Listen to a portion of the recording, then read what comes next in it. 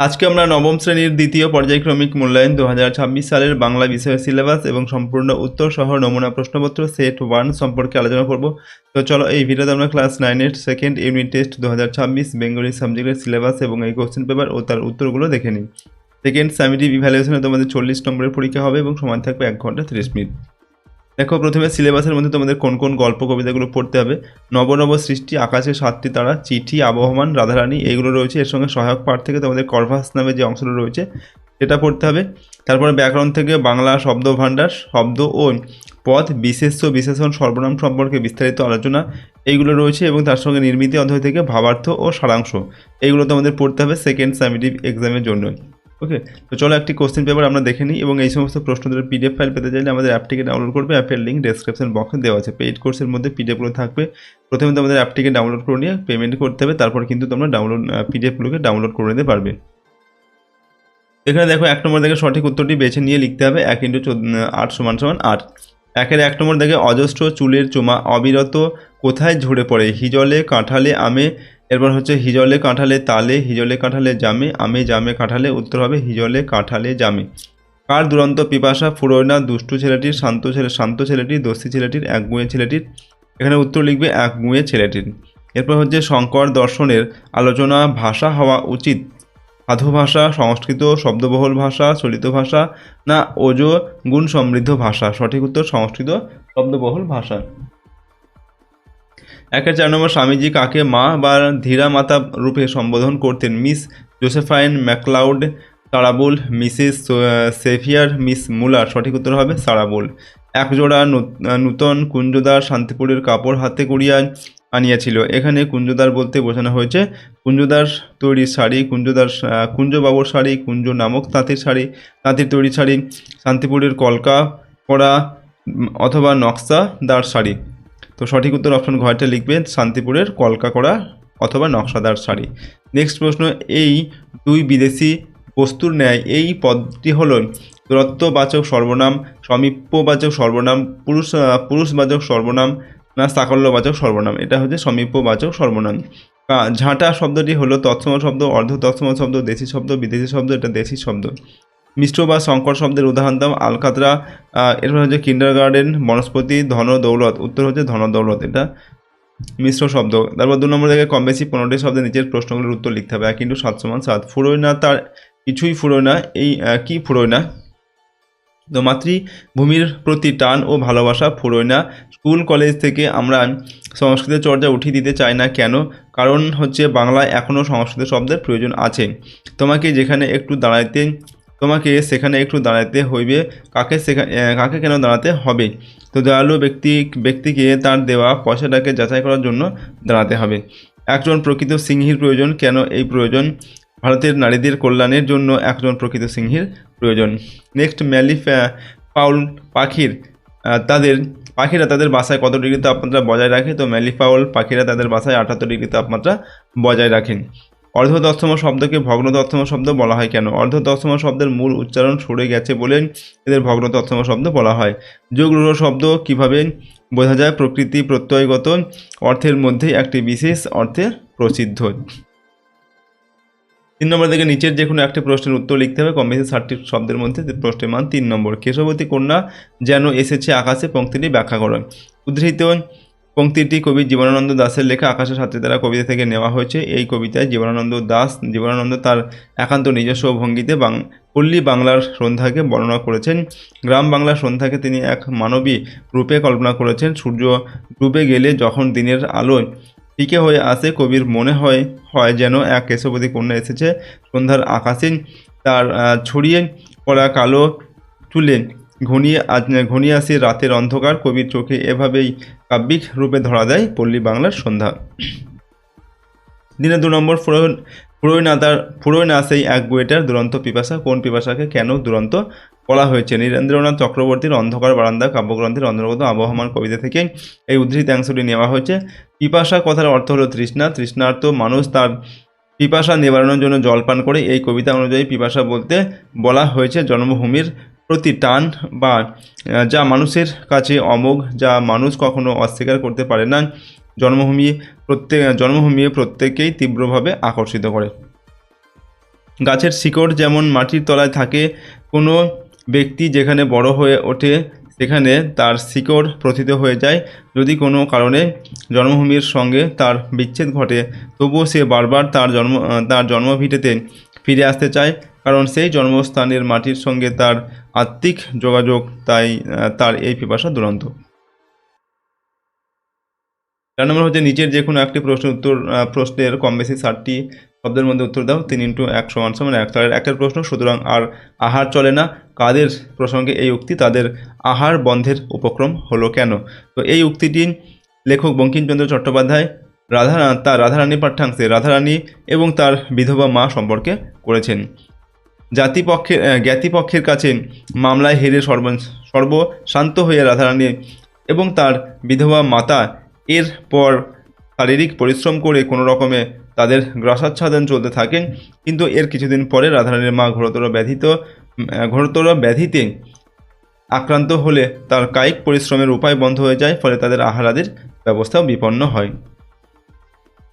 2 নম্বর, নতুন আমদানিও বন্ধ করা যাবে না। এখানে কি আমদানির কথা বলা হয়েছে, তা বন্ধ করা যাবে না কেন? প্রাবন্ধিক সৈয়দ মুজতবা আলী বাংলা ভাষায় বিদেশি ভাষার ব্যবহার প্রসঙ্গে নতুন আমদানি বন্ধ করা যাবে না এই উক্তিটি করেছেন। ইংরেজি বা বাংলার মতো নবীন ভাষার ক্ষেত্রে বিদেশি শব্দের প্রভাব বা প্রাবন্ধিকের ভাষায় নতুন আমদানি বন্ধ করা অসম্ভব, কারণ প্রয়োজনে বা অপ্রয়োজনে আমরা বিদেশি ভাষা থেকে শব্দ আমাদের নিজেদের ভাষায় নিয়ে এসেছি। আবার শিক্ষার মাধ্যমরূপে ইংরেজিকে বর্জন করে বাংলাকে গ্রহণ করার পরে বাংলা ভাষায় আরও বেশি ইউরোপীয় শব্দের ব্যবহার লক্ষ্য করা যাবে। অপরদিকে আগামী দিনে প্রয়োজনের তাগিদে বিদেশি দ্রব্যের ব্যবহারের মধ্য দিয়ে, যেমন হচ্ছে বিদেশি ওষুধ, ঠিক আছে, এর মাধ্যমে নতুন শব্দ আমদানি হবে।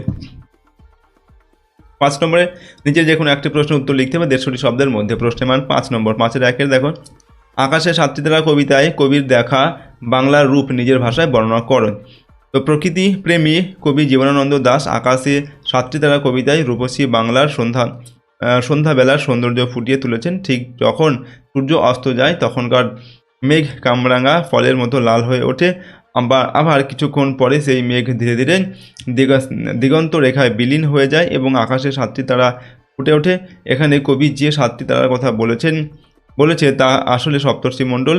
দিন রাত্রির এই সন্ধিক্ষণে সৃষ্ট সান্ধ্যকালীন সৌন্দর্য পৃথিবীর আর অন্য কোথাও দেখা যায় না। কবি অনুভব করেন সূর্য অস্ত যাওয়ার পর আকাশে এক এলোকেশী কন্যার দেখা মেলে। সেই মেয়েটির ছড়িয়ে পড়া কালো চুলের মতোই সন্ধ্যার আকাশে ধীরে ধীরে অন্ধকার নেমে আসে, আর সেই অন্ধকার যখন হিজল, কাঁঠাল, জাম ইত্যাদি গাছের পাতা ছুঁয়ে নেমে আসে, তখন যেন মনে হয় তার রূপসীর চুলের সোহাগ চুম্বন। 5-এর 2 নম্বর, নেভে না তার যন্ত্রণা যে দুঃখ হয় না বাসি। এখানে যার যন্ত্রণার কথা বলা হয়েছে তার যন্ত্রণা কেন নেভে না, দুঃখ হয় না বাসি বলতে কী বোঝানো হয়েছে? তো নীরেন্দ্রনাথ চক্রবর্তীর আবহমান কবিতায় গ্রাম বাংলার দরিদ্র মানুষের যন্ত্রণার কথা বলা হয়েছে। দরিদ্র মানুষ প্রজন্মের পর প্রজন্ম ধরে তার দারিদ্র্যের যন্ত্রণা আর দুঃখ বয়ে চলে, তাই তা কখনোই নেভে না বা শেষ হয় না। গ্রামের হত দরিদ্র মানুষের জীবন সংগ্রাম অত্যন্ত কঠোর। অভাব অনটন তাদের জীবনের নিত্য সঙ্গী। মোটা ভাত কাপড়টুকুর সংস্থান করতে তাদের উদয়াস্ত পরিশ্রম করতে হয়। যুগ যুগ ধরে গ্রাম বাংলার মানুষের এই জীবন ছবির কোনো পরিবর্তন হয় না। দরিদ্র মানুষকে যে শুধু দারিদ্র্যের সঙ্গে লড়াই করতে হয় তা নয়, তাদের উপর সামাজিক শোষণ এবং অত্যাচারও চলে সীমাহীনভাবে। তাই তাদের জীবনে দুঃখ দুর্দশা কখনো পুরনো অর্থাৎ বাসি হয় না। 6 নম্বর থেকে নিচের যে কোনো একটি প্রশ্নের কম বেশি 150 শব্দের মধ্যে উত্তর দাও। প্রশ্নের মান 5 নম্বর। 6-এর 1-এ চিঠি রচনা অবলম্বনে স্বামী বিবেকানন্দের স্বদেশ ভাবনার পরিচয় দাও। মহান সাধক স্বামী বিবেকানন্দ ছিলেন একজন প্রকৃত ভারতপ্রেমী। তিনি আজীবনকাল তার কাজের মধ্য দিয়ে ভারতের সামাজিক এবং আধ্যাত্মিক উন্নতি সাধনের নিরলস প্রচেষ্টা করে গেছেন। স্বামীজি বিশেষ করে ভারতের পিছিয়ে পড়া নারী সমাজকে নিয়ে চিন্তিত। তিনি মনে করেছেন মিস নোবেলের শিক্ষা, ঐকান্তিকতা, পবিত্রতা, অসীম ভালোবাসা, দৃঢ়তা ভারতের নারী সমাজকে এগিয়ে নিয়ে চলতে পারবে। আবার আমরা স্বামীজির কলমে ভারতবাসীর কুসংস্কারাচ্ছন্ন ভাবনা, পরাধীন মানসিকতা, জাতি ভাবনা প্রভৃতি সম্পর্কে গভীর খেদ লক্ষ্য করতে পারি। এভাবে স্বামীজির লেখনী থেকে তার তীব্র দেশপ্রেমের পরিচয় সুস্পষ্টভাবে পাওয়া যায়। ছয়ের 2 নম্বর, ধর্ম বদলালেই জাতির চরিত্র বদলায় না, নব নব সৃষ্টি রচনা থেকে এ কথার সত্যতা বিচার করো। আলোচ্য উদ্ধৃতিটি প্রখ্যাত প্রবন্ধকার সৈয়দ মুস্তফা আলীর নব নব সৃষ্টি থেকে গল্প থেকে গৃহীত। নব নব সৃষ্টি গল্পের শেষে সৈয়দ মুস্তফা আলী বাঙালির সর্বশ্রেষ্ঠ সাহিত্য সৃষ্টি ও বাঙালি চরিত্রের বিদ্রোহ সম্পর্কে আলোচনা করেছেন। বৈষ্ণব পদাবলী কীর্তনে খাঁটি বাঙালিয়ানার পরিচয় ফুটে উঠেছে। মহাভারতে শ্রীকৃষ্ণ, পুরাণ ও ভাগবতে শ্রী রাধা যথাক্রমে বাঙালি পুরুষ ও বাঙালি নারী হয়ে উঠেছে বৈষ্ণব পদকর্তাদের কলমে। ওকে, আবার আরবি ও ফার্সি ভাষার নানা শব্দও বাঙালি নিঃসন্দেহে গ্রহণ করেছে। বাঙালি চরিত্রে বিদ্রোহের পরিচয় মিলেছে রাজনীতি, ধর্ম, সাহিত্যের ক্ষেত্রে। যেখানে সত্য শিব সুন্দরের সন্ধান পেয়েছে তা গ্রহণের বিরুদ্ধে বাধা এসেছে, সেখানে সেই বাধার বিরুদ্ধে বিদ্রোহের প্রকাশ দেখা গেছে। এই বৈশিষ্ট্য কেবল হিন্দুর মধ্যে সীমাবদ্ধ নেই। যারা হিন্দু ধর্ম ত্যাগ করে মুসলমান ধর্ম গ্রহণ করেছে তাদের মধ্যেও সমানভাবে বিদ্যমান। এটিও বাঙালি জাতীয় চরিত্রের আর একটি বৈশিষ্ট্য, তা হলো ধর্ম যেন বাইরের আবরণ, আচ্ছাদনের পরিবর্তন, দেহগত কাঠামোকে যেন পাল্টায় না, তেমনি ধর্ম ও জাতিগত চরিত্রকে পাল্টাতে পারেনি বলেই বাঙালি চরিত্রের বিদ্রোহের বৈশিষ্ট্যটি হিন্দু মুসলমান এই ধর্মগত পার্থক্য থাকা সত্ত্বেও অটুট থেকেছে। 7 নম্বর হচ্ছে নিচের যে কোনো একটি প্রশ্নের কম বেশি 150 শব্দের মধ্যে উত্তর লিখতে হবে। প্রশ্নের মান 4 নম্বর দেওয়া যায়। 7 রাখে ম্যালিফাউল ও গ্রিব নামের পাখি সম্পর্কে আমরা করভাস গল্পে কী কী তথ্য পাই। তো প্রথমে আমরা ম্যালিফাউল সম্পর্কে লিখছি। সত্যজিৎ রায় রচিত করভাস গল্পে অস্ট্রেলিয়াতে বসবাসকারী ম্যালিফাউল বলে এক বিশেষ প্রজাতির পাখির উল্লেখ আছে, যারা মাটিতে বাসা তৈরি করে। বালি, মাটি আর নানা রকম উদ্ভিজ নিয়ে তারা একটি ঢিপি তৈরি করে আর তার ভিতরে ঢোকার জন্য একটি গর্ত থাকে। তারা বাসার ভিতরে ডিম পাড়ে, কিন্তু ডিম ফুটে বাচ্চা বের হওয়ার জন্য ডিমে তা দেয় না। ম্যালিফাউলরা কোনো এক আশ্চর্য ও অজানা কৌশলে বাসার ভিতরে তাপমাত্রা ঠিক 78 ডিগ্রি ফারেনহাইট রাখে, 1 ডিগ্রিও এদিক ওদিক হতে দেয় না। বাইরের আবহাওয়া ঠান্ডা বা গরম যাই থাকুক না কেন, তাদের বাসার ভিতরের তাপমাত্রা 78 ডিগ্রি ফারেনহাইট স্থির থাকে। এই উষ্ণতায় ডিম ফুটে শাবক বেরোনোর জন্য আদর্শ। এরপরে গ্রিব নামে যে পাখি সেটা সম্পর্কে আমরা লিখছি। গ্রিব নামক এক ধরনের পাখি আছে যারা নিজেদের পালক ছিঁড়ে খায় আর শাবকদেরও খাওয়ায়। তাদের এই আচরণের কারণ কেউ জানে না। এরা আবার জলে ভেসে থাকা অবস্থায় কোনো শত্রুর আগমনের ইঙ্গিত পেলে নিজের দেহ ও পালক থেকে কোনো এক অজানা উপায়ে বায়ু বের করে দিয়ে শরীরের স্পেসিফিক গ্র্যাভিটি বা আপেক্ষিক গুরুত্ব বাড়িয়ে গলা অবধি জলে ডুবে থাকতে পারে। 7 নম্বর, করভাস গল্প অনুসারে করভাসের মানবসুলভ বুদ্ধিমত্তার পরিচয় দাও। তোমরা এখানে উত্তর লিখছি। চিলির রাজধানী সান্তিয়াগো শহরে সারা বিশ্বের পক্ষী বিজ্ঞানীদের সম্মেলনে যাওয়ার জন্য প্রফেসর শঙ্কু তার ব্যাগ গোছানো শেষ হয়ে যখন তিনি বাক্সের ঢাকনা বন্ধ করেন, তিনি বিস্মিত হয়ে দেখেন করভাস সেই সুটকেসের চাবি ঠোঁটে নিয়ে চুপ করে পাশে দাঁড়িয়ে আছে। চিলির উদ্দেশ্যে রওনা দেওয়ার পূর্বে প্রফেসর শঙ্কু লক্ষ্য করেছিলেন করভাস তার খাঁচার থেকে বেরিয়ে আসার জন্য ছটফট করছে। প্রকৃত বিষয়টি অনুধাবন করে অসমর্থ প্রফেসর শঙ্কু করভাসকে খাঁচা থেকে মুক্তিদান করলে সে প্রফেসর শঙ্কুর লেখার টেবিলের উপর বসে এবং ঠোঁট দিয়ে উপরের দেরাজটা ভীষণ ব্যস্তভাবে টোকা মারতে থাকে।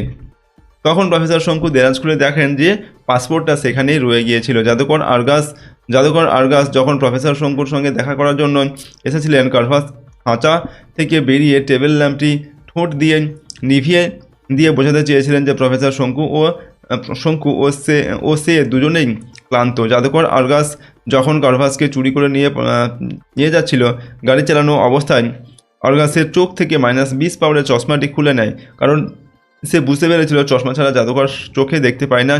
তাই আমরা বলতে পারি উক্ত ঘটনাগুলি করভাসের হিউম্যান ইন্টেলিজেন্সের প্রতিফলন। 8 নম্বর থেকে নির্দেশ অনুযায়ী যে কোনো একটি প্রশ্নের উত্তর লিখতে হবে। এখানে প্রশ্নের মান 5 নম্বর। প্রথমে 8-এর 1-এর দাগে রয়েছে ভাবার্থ লেখো। দেখো এখানে কি রয়েছে, বহুদিন ধরে বহু ক্রোশ দূরে বহু ব্যয় করি বহু দেশ ঘুরে দেখিতে গিয়েছি পর্বতমালা দেখিতে গিয়াছি সিন্ধু দেখা হয় নাই চক্ষু মেলিয়া ঘর হতে শুধু 2 পা ফেলিয়া একটি ধানের শীষের ওপর একটি শিশির বিন্দু। এটার আমাদের কি লিখতে হবে, ভাবার্থটা লিখতে হবে। তো এর ভাবার্থটা দেখো আমরা এখানে লিখছি, মানুষ সুদূরের পিয়াসী, মানে অনেক দূর মানে ভ্রমণ করতে মানুষ পছন্দ করে। তারপর দেখো, অজানাকে জানার অদম্য কৌতূহল থেকে সে বিপুল অর্থ ব্যয় করে এবং শারীরিক পরিশ্রম স্বীকার করে দেশান্তরে ছুটে বেড়ায়।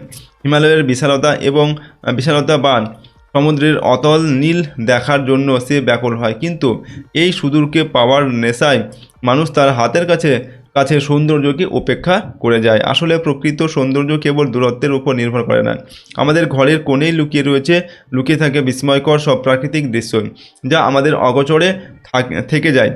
ঘরের পাশে একটি ধানের শীষের ডগায় জমা স্ফটিকের মতো এক বিন্দু শিশিরও যে বিশ্বব্রহ্মাণ্ডের এক অসীম সুন্দর রূপ হতে পারে, তা আমাদের মুগ্ধতা জাগাতে ব্যর্থ হয়, কারণ আমরা দেখার মতো চোখ দিয়ে আমাদের চারপাশকে খুঁটিয়ে দেখি না।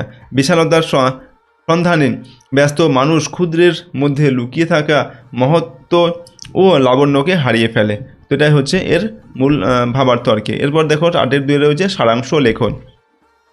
পৃথিবীতে যাহার দিকে তাকাও দেখিবে, সে নিজের অবস্থায় সন্তুষ্ট নহে। দরিদ্র কি প্রকারে ধনী হইবে, সে চিন্তায় উদ্বিগ্ন। ধনী চোর ডাকাতের ভয়ে ত্রস্ত, রাজা ভয়ে ভীত। এক কথায় পৃথিবীতে এমন কেউ নাই পূর্ণ সুখী। অথচ কৌতুকের বিষয়ে পৃথিবী ছাড়িয়া যাইতেও কেহ প্রস্তুত নহে। মৃত্যুর নাম শুনিলেই মানুষের মুখ শুকাইয়া যায়। মানুষ যতই দরিদ্র হোক, সপ্তাহের পর সপ্তাহ যদি তাহাকে অনাহারে কাল কাটাতে হয়, পৃথিবীর কোনো আরামে যদি তাহার ভাগ্যে না থাকে, তথাপি সে মৃত্যুকে চাহে না।